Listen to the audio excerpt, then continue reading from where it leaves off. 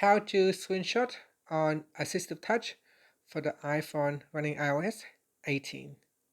First, swipe up to return back to the home screen, and on the home screen here, we open up Settings.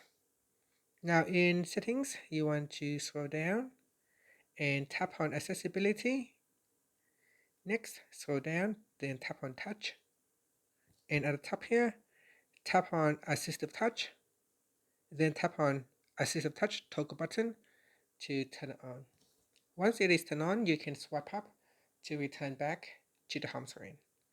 Now from here, whenever you want to capture a screenshot, just open up AssistiveTouch, then tap on Device, and then you tap on More, and in here just tap on Screenshot, and that will capture the screenshot without you having to press a multiple keys or key combinations to take a screenshot.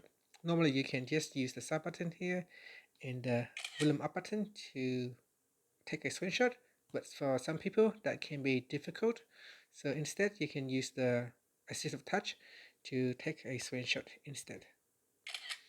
And that's it.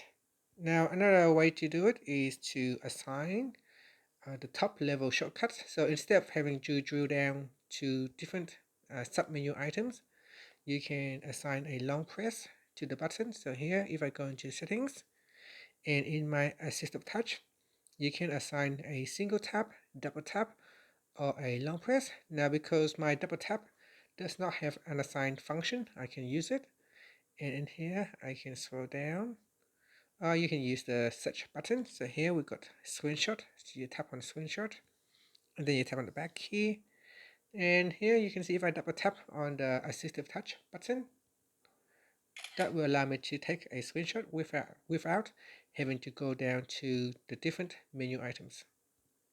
And that's it. So here I can open this up, and then I can double tap on it to take a screenshot. And that's it. Thank you for watching this video. Please like and subscribe to my channel for more videos.